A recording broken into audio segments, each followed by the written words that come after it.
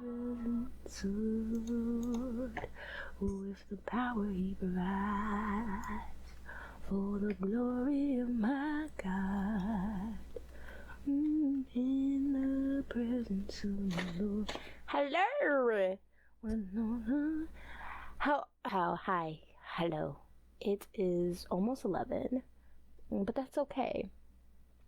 That's okay. We got a little bit of reading to do today to wrap up Kings.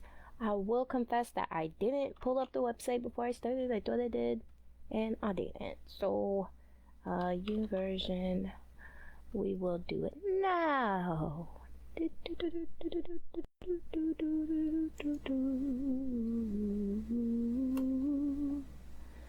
There we are. And then 108. We're reading from 2 Kings 23 through 25 to wrap up Kings, and then we're going to go into Psalms 108 and call it an evening. A very, very, very, very, very late evening. And then I'm going to do a bunch of stuff that I should have done other days, because procrastination. And my deadline is coming up, so I got to make sure that I do it.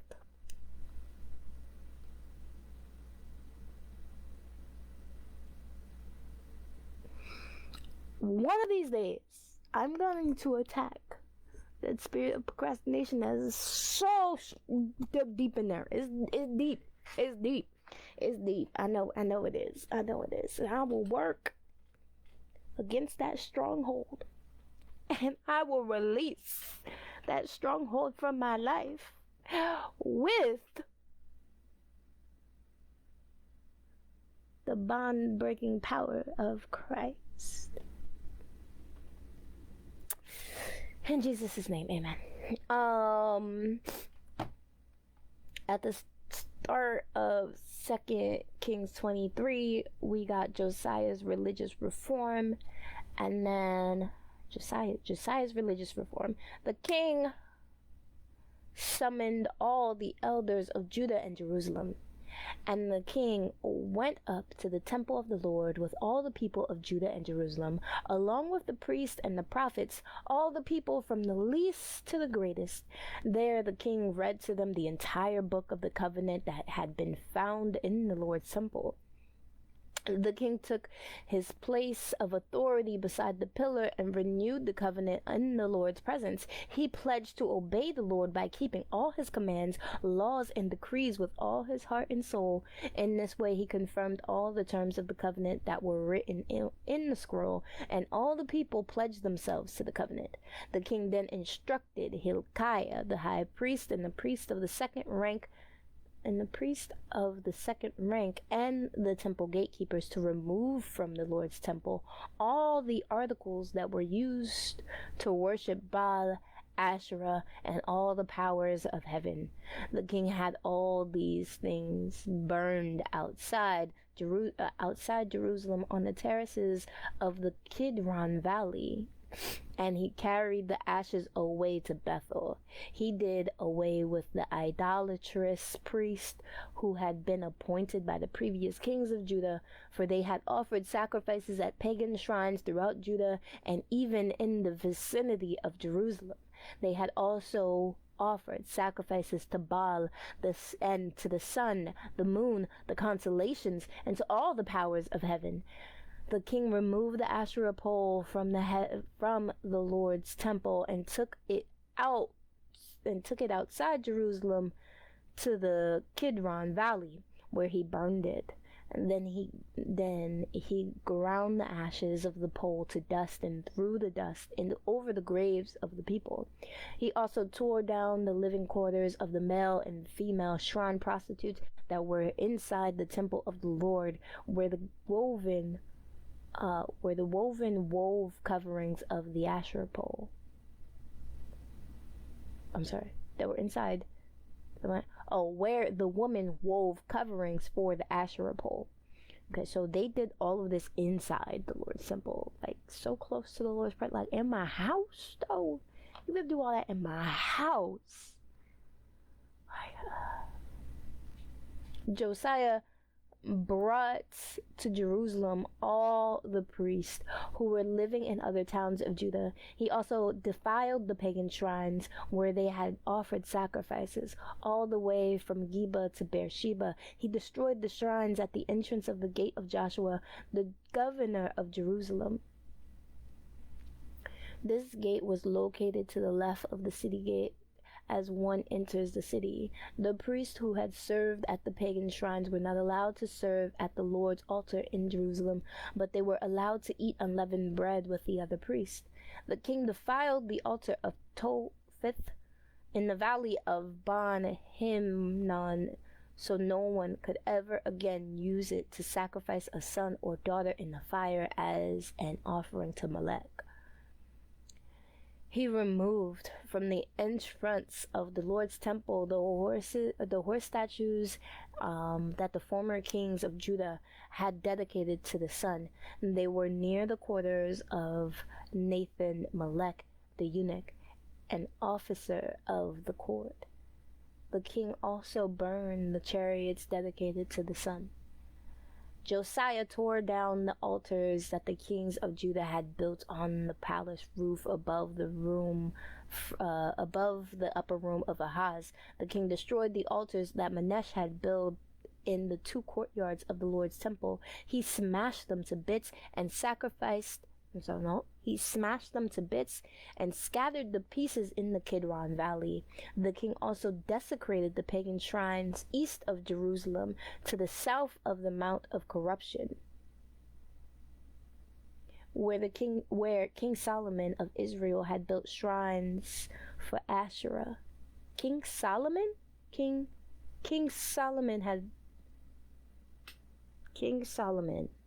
the wisest of all the kings, the wisest man that ever was,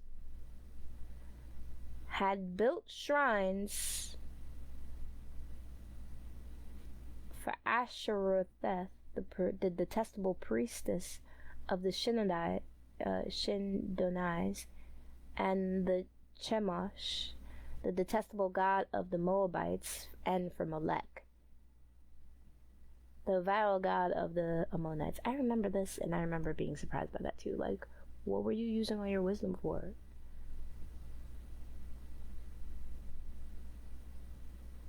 He smashed the sacred pillars and cut down the Asherah poles.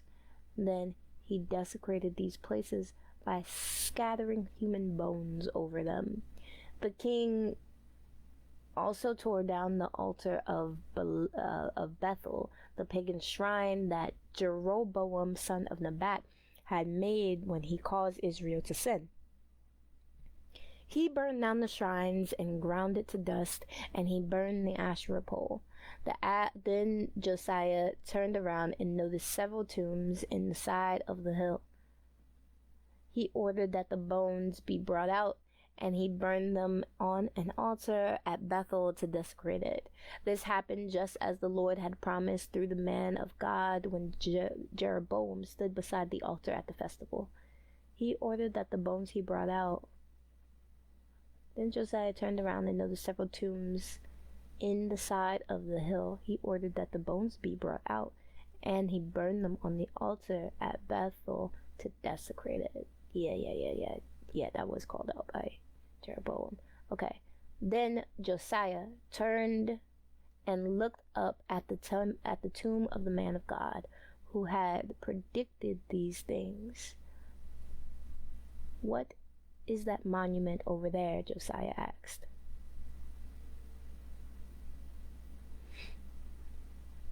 At the tomb of the man of God. So is this Jeroboam's tomb? Yeah. Okay. In the Hebrew lacks when, as in the Greek version, Hebrew lacks when Jeroboam stood beside the altar at the festival. Then Josiah turned and looked up at the tomb of the man of God. Okay. Yeah, so he's looking at Jeroboam's tomb right now, and he asks, what is that monument over there? And the people of the town told him, it is the tomb of the man of God who came from Judah and predicted the very things that you have just done to the altar at Bethel. Josiah replied, leave it alone. Don't disturb his bones. So they did not burn his bones or those of the old prophet from Samaria. Then Josiah demolished all the buildings at the pagan shrines in the towns of Samaria, just as he had done at Bethel. They had been built by various kings of Israel and had made the Lord very angry. He executed the priests of the pagan shrines on their own altars, and he burned human bones on the altars to desecrate them. Finally, he returned to Jerusalem. So he does the sweeping religious reforms, right? But the biggest thing was that in the religious reforms that he does and he performs here, he says, like, okay, he read the covenants. He reads the covenant. There, the king read them the entire book of the covenant. Now, you know that's going to take a little while to read them the entire. First they all gathered, and then he reads them the entire book of the covenant so that they can see themselves where they have sinned against the Lord, you know. So you're well aware, like, where you're following up, where you're sinning against the Lord when you're doing this. And like for generations, like, this is deeply seated within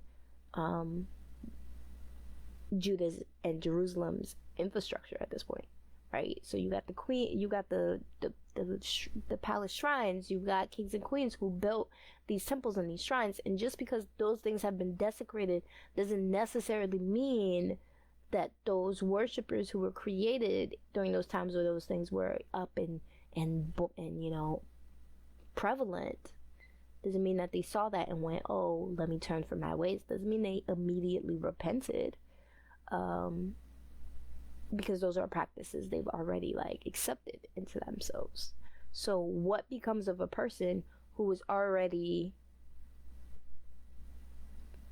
deeply familiarized with the ways of Molech, or with the ways of Asherah, or with the ways of these other gods in this time?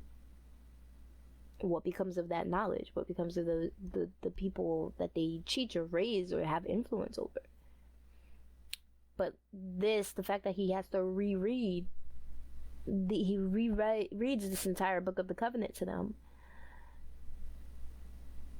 it's a reminder of how distant. And then, okay, they reconfirm their covenant. He pledged to obey it, right? And he does this in the presence of the Lord. He renewed the covenant in the Lord's presence. So God's ever faithful. We not so much, but God is ever faithful.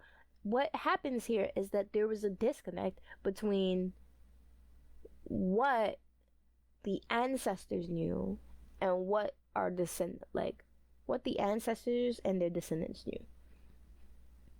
And yeah, there were definite generations where like there was a strong, powerful man of God, and then his kids couldn't uphold that strong, powerful man of God way. Like, didn't grow up the same way he would. You know, they did evil in the Lord's sight. They shirked their priestly duties, or, you know, there definitely been those strong influences. But then it's like God's like, oh, that falls on you because you didn't chastise them, or is chastise? Yeah, chastise.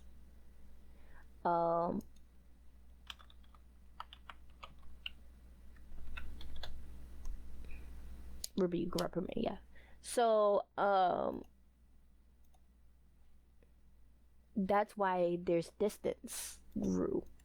That's why this lack of understanding of what the Lord's commands, laws, and decrees are, you know, with all. And I'm glad that there's finally a king who's like, nah, I'm gonna obey this with everything I got. But it's not just about the king at this point. It's not just about the one king. It's great if you can have the one kingdom so deeply ingrained built into the king's laws, that, or like the Lord's commands and decrees so deeply built into the king's laws and customs of the town, so deeply rooted that there is no space for other gods to seep in. There are no cracks for other gods to come through and toy with them. So this is great. He does all of the sweeping religious reforms, and he re-educates the people of Judah and Jerusalem about the Lord's covenant. They all re-entered the Lord's covenant. He goes and he's merciless in his tearing down of the pagan shrines and ridding Jerusalem of these things.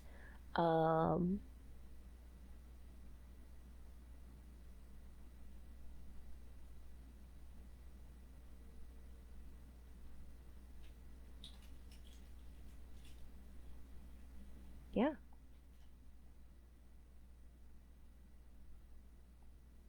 Where does that put us? That puts us at 2 Kings 23:21. Then King Josiah then issued this order to all the people: you must celebrate the Passover of the Lord your God as required in this book of the covenant. There had not been a Passover celebration like that since the time when the judges ruled in Israel, nor throughout all the years of the kings of Israel and Judah. Wow. So both Israel and Judah neglected the Passover. But in the 18th year of King Josiah's reign, this Passover was celebrated to the Lord in Jerusalem. Josiah also got rid of the mediums and psychics, the household gods, the idols, and every other kind of detestable practice, both in Jerusalem and throughout the land of Judah. He did this in obedience to the laws written in the scroll that Hilkiah the priest had found in the Lord's temple. Never before had there been a king like Josiah, who turned to the Lord with all his heart and soul and strength, obeying all the laws of Moses. And there has never been a king like him since. So Josiah's the only one of his kind. He, in terms of his leadership and ruling and obeying, God with such heart and soul and strength, he's the only one of his kind in this situation. And there was no one after. So even with his strength and his conviction, it's not necessary that those things aren't necessarily transferable to the king who replaces you or to the next person. It's such an individual relationship and passion that it doesn't guarantee who's going to come next and who's going to carry that same torch. Even so, the Lord was very angry with Judah because of all the wicked things Manasseh had done to provoke him. For the Lord said, I will also banish Judah from my presence, just as I have banished Israel, and I will reject my chosen city of Jerusalem and the temple where my name was honored. The rest of the events in Josiah's reign and all his deeds were recorded in the book of the history of the kings of Judah. While Josiah was king, Pharaoh Necho, king of Egypt, went to the Euphrates River to help the king of Assyria. King Josiah and his army marched out to fight him, but King Necho killed him when they met at Megiddo. Josiah's officers took his body back in a chariot from Megiddo to Jerusalem and buried him in his own tomb. Then the people of the land anointed Josiah's son, Jehoahaz, and made him the next king.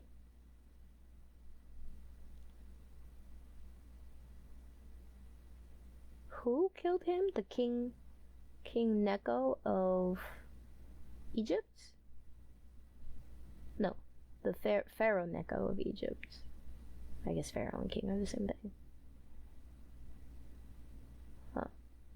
So that's he literally handed over the king of Josiah, a man after his own heart, to this Pharaoh, because I will also banish Judah. The Lord said, I will also banish Judah from my presence, just as I've done with them. Okay.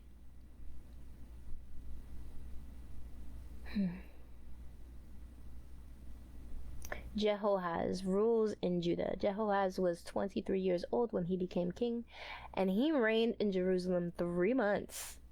His mother was Hamutal, the daughter of Jeremiah from Libnah. He did what was evil in the Lord's sight, just as his ancestors had done. Pharaoh Necho put Jehoahaz in prison at Riblah in the land of Hamath to prevent him from ruling in Jerusalem. He also demanded that Judah pay 7,500 pounds of silver and 75 pounds of gold as tribute. That's a lot. What's the modern day value of this?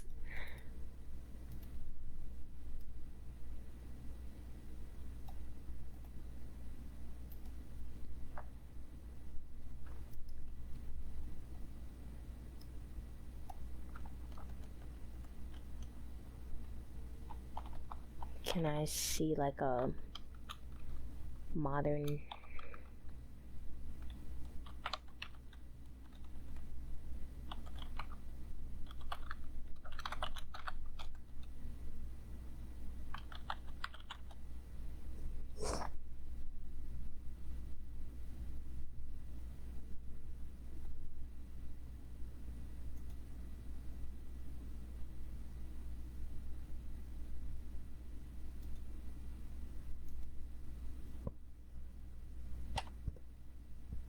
Okay, so 1 pound of silver is $379, $380. Let's do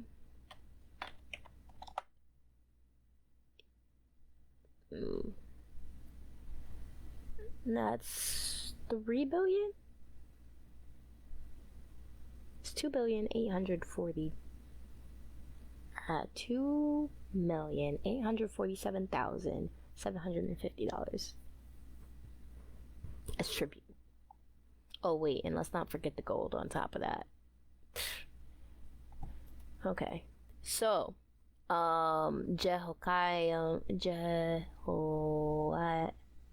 Jehoiakim rules in Judah. Pharaoh Necho then installed Eliakim,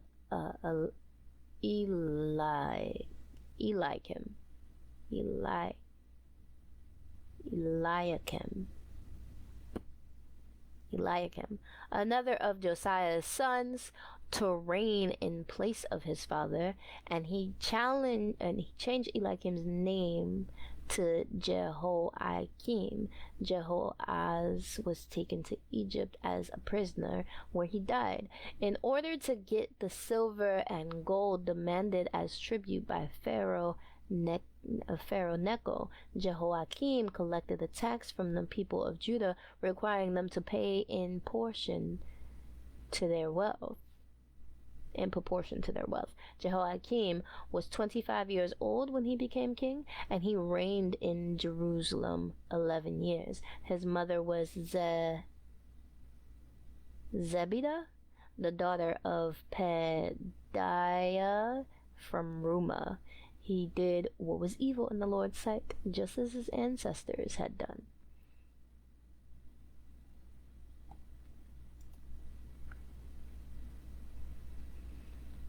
Second Kings 24. During Jehoiakim's reign, King Nebuchadnezzar of Babylon invaded the land of Judah. Jehoiakim surrendered and paid him tribute for 3 years, but then rebelled. Then the Lord sent bands of Babylonian, Aramean, Moabite, and Ammonite raiders against Judah to destroy it, just as the Lord had promised through his prophets. All right. The reason Jehoash, I believe, died to the Pharaoh Necho was that the Lord promised him that he was going to destroy all of this, and his anger was going to rage against them for not following his rules and commandments and all of the prostitution they've done to the other gods. And he was like, oh, but I at least won't do it during your time. You can die in peace. You can know peace. So, yeah. Where we at?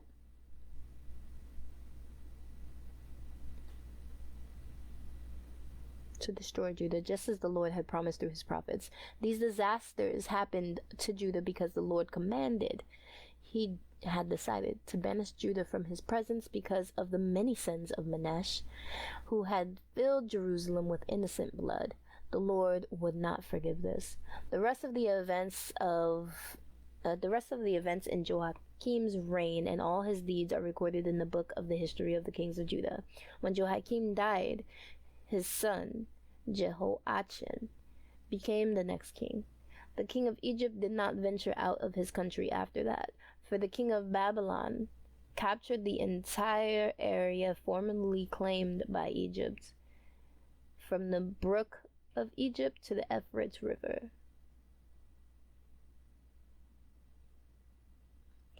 Jehoiachin rules. Jehoiachin rules in Judah. Jehoiachin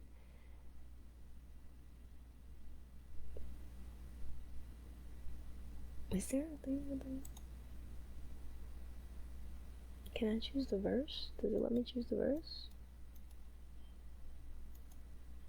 Chapter 24. Then the Lord sent bands of Babylonian, Aramean, Moabite, then the land of Judah. Jehoiakim surrendered. Chapter 20. During Jehoiakim's reign. Jehoiakim. Okay, alright, well, we'll do that. No, if that's Jehoiakim, then this is Jehoiachin.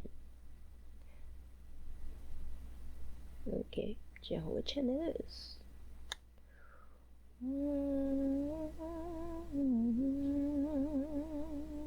Jehoiachin was 18 years old when he became king, and he reigned in Jerusalem 3 months. His mother was Nehushta, the daughter of Elnathan.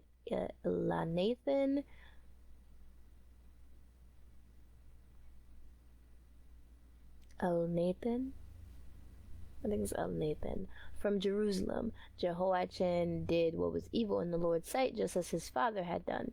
During Jehoiachin's rule, the officers of King Nebuchadnezzar of Babylon came up against Jerusalem and besieged it. Nebuchadnezzar himself arrived at the city during the siege. Then King Jehoiachin, along with the queen mother, his advisors, his commanders, and his officers, surrendered to the Babylonians. In the 18th year of Nebuchadnezzar's reign, he took Jehoiachin prisoner. As the Lord had said beforehand, Nebuchadnezzar carried away all the treasures from the Lord's temple and the royal palace. He stripped away all the gold objects that King Solomon of Israel had placed in the temple. King Nebuchadnezzar took all of Jerusalem captive, including all the commanders and the best of the soldiers, craftsmen, and artisans, 10,000 in all. Only the poorest people were left in the land.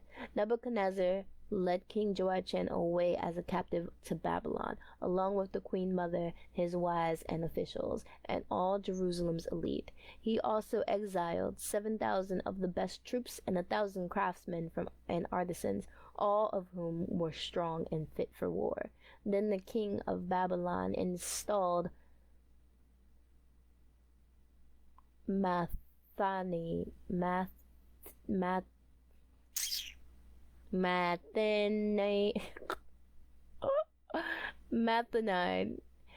Joachin's uncle, as the next king, and he changed Mathenai's name to Zedekiah.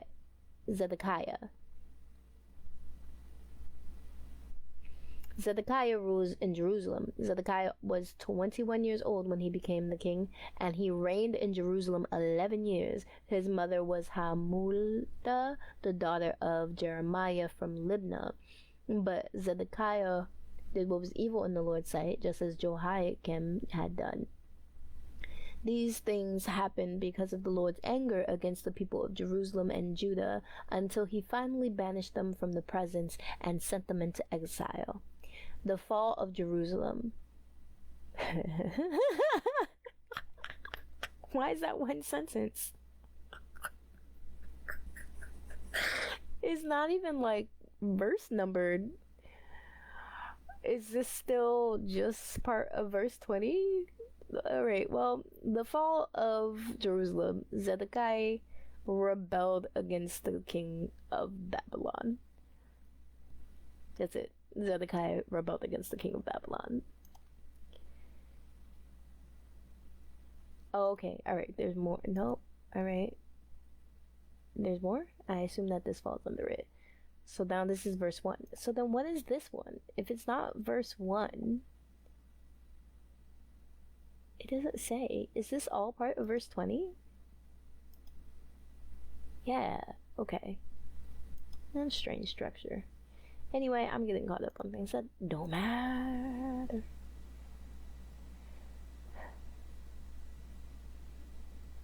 You ever wonder what the verse numbers are for?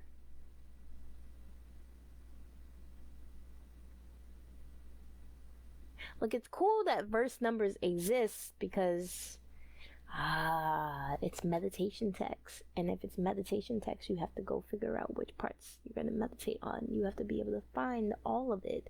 That's why this is understood. But then who decided? Well, no, that was the Lord, because he designed. Understood. Okay, moving on.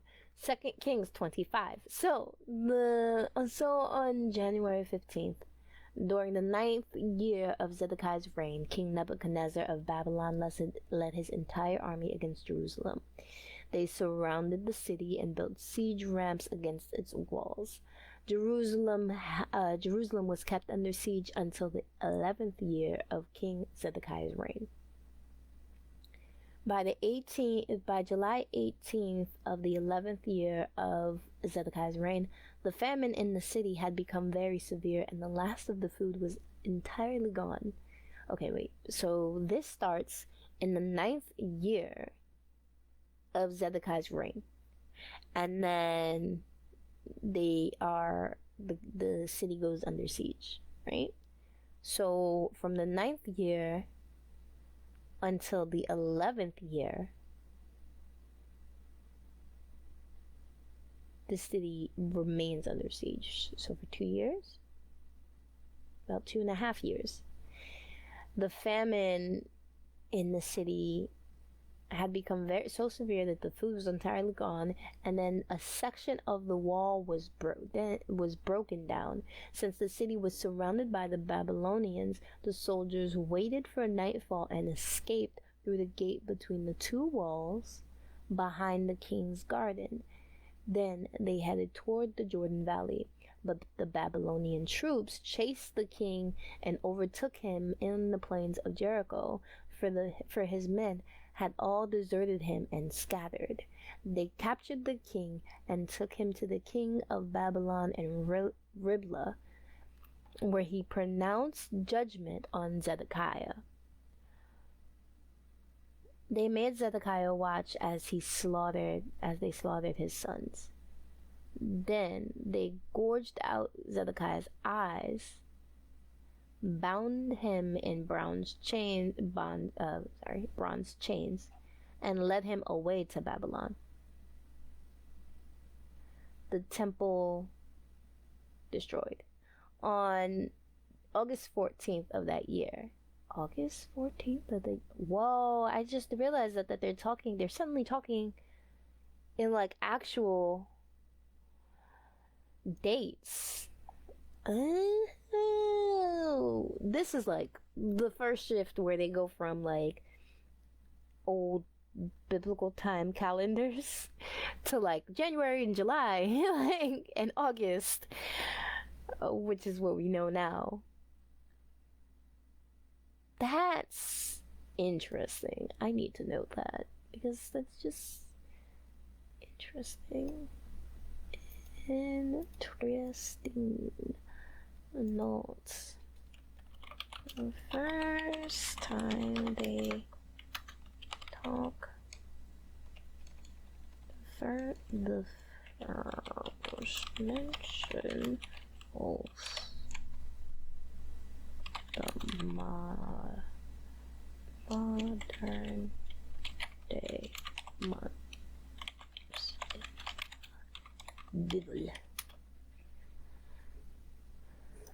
Bible. Okay. So the temple is destroyed on August 14th of that year, which was the 19th year of King Nebuchadnezzar's reign. Nebuzaradan, the captain of the guard and the official of the Babylonian king, arrived in Jerusalem. He burned down the temple of the Lord, the royal palace, and all the houses of Jerusalem. He destroyed all the important buildings in the city. Then he supervised the entire Babylonian army as they tore down the walls of Jerusalem on every side. Then Nebuzaradan, the captain of the guard, took as exiles the rest of the people who remained in the city, the defectors who had declared their allegiance to the king of Babylon, and the rest of the population.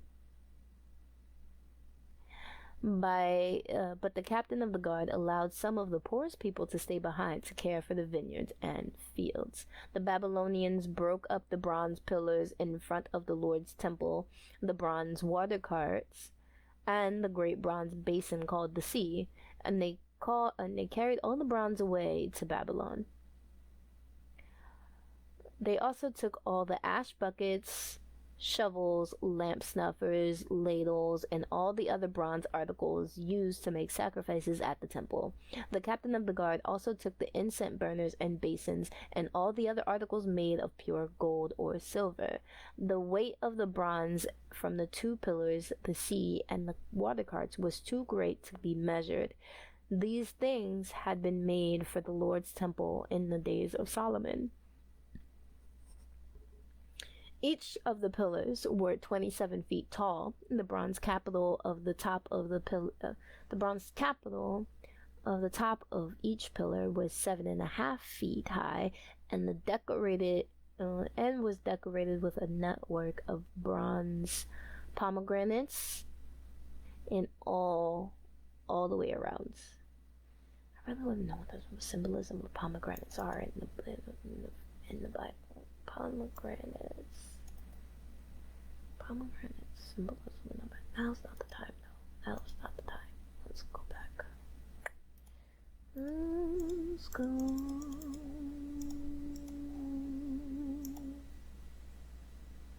Did you freeze on me? Like you froze on me? Let's close that. Let's close that. And let's refresh that. Nice. Okay. Where'd that get cut up? Pomegranates?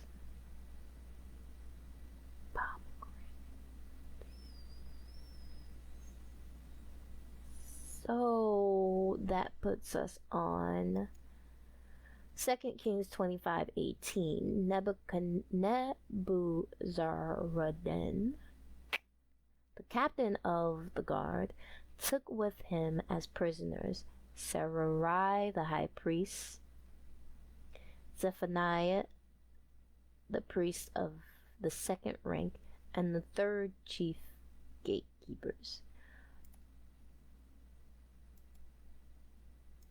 And from among them, the people still hiding in the city, he took an officer who had been in charge of the Judean army, 5 of the king's personal advisors, and the army commander's chief secretary, who was in charge of recruitment, and 60 other citizens.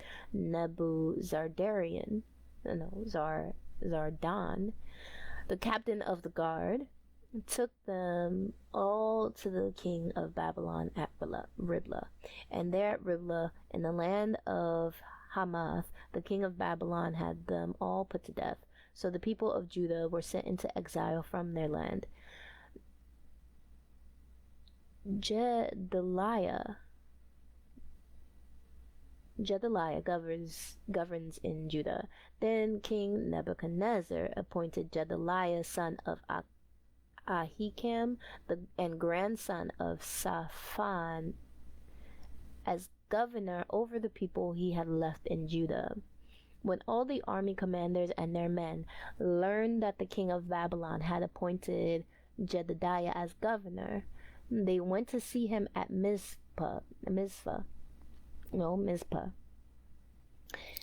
These included Ishmael, son of Nethani,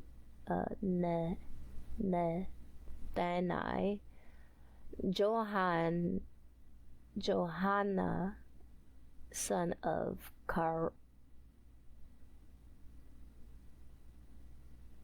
Kareah, Sarai, son of Tanhumeth, the Nephilatite,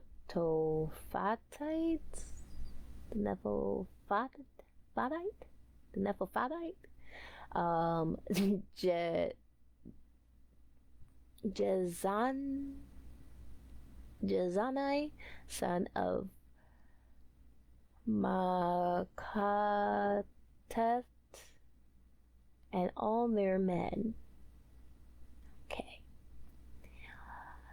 Jedediah vowed to them that the Babylonian officials meant them no harm. Don't be afraid of them. Live in the land and serve the king of Babylon, and all will go well for you, he promised. But in mid-autumn of that year, Ishmael, son of Nethani,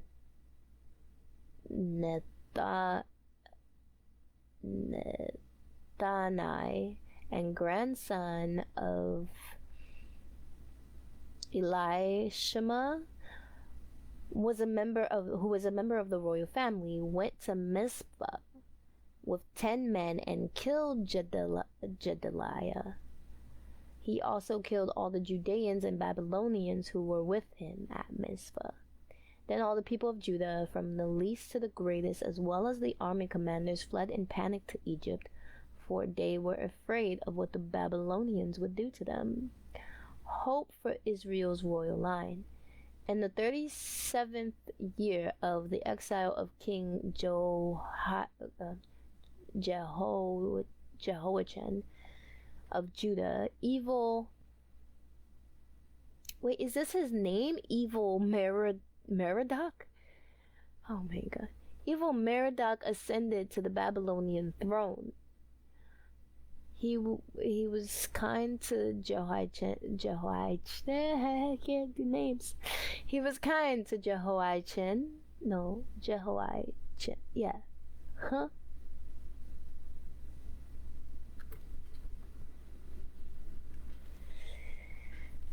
He was kind to Jehoiachin and released him from prison on April 2nd of that year. He spoke kindly to Jehoiachin and gave him a higher place than all the other exiled kings in Babylon. He supplied Jehoiachin with new clothes to replace his prison garb and allowed him to dine in the king's presence for the rest of his life. So the king gave him a regular food allowance as long as he lived. So that's why there's hope for Israel's line. Okay. Now we're in Psalm 108, a psalm of David. My heart is confident in you, O God. No wonder I can sing your praises with all my heart. Ooh! Wake up, lyre and harp. I wake the dawn with my song. I will thank you, Lord, among all the people. I will sing your praises among the nations, for your unfailing love is higher than the heavens. Your faithfulness reaches to the clouds. And be exalted, O God, above the highest heavens. May your glory shine over all the heaven.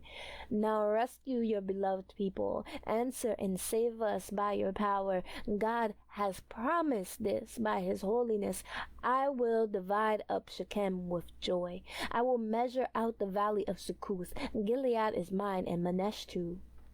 Ephraim, my helmet, will produce my warriors, and Judah, my scepter, will produce my kings, and Moab, my wash basin, will become my servant, and I will wipe my feet on Edom, and shout in triumph over Philistia.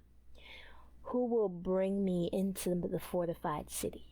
Who will bring me victory over Edom? Have you rejected us, O God?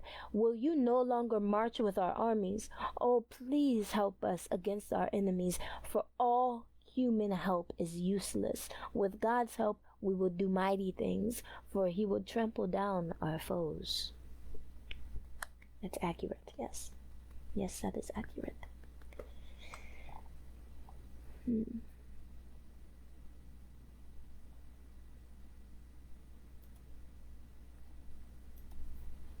My takeaway is that the ignorance, of the Lord's laws does not absolve you of sin of breaking them or falling short of them. Breaking them / falling short of them. Period. And that is my takeaway. Okay. And that's all. That's the reading for today. Sorry for the name struggle. I feel like that's gonna be a lot of this. I struggle with these names. But as I get more and more comfortable with them, like we can breeze through it. But hey, that is what it is. This is a read through. It's live, so it's not pre-recorded. I don't get to snip out the messy bits. Welcome to life. I will see y'all tomorrow for the reading. Hopefully I can hop on here earlier in the day and get through more and more of the reading so that we'll be entering a new book. I'm not sure what book that is today, but we will find out tomorrow. So I'll see you there, and have a good night. Bye.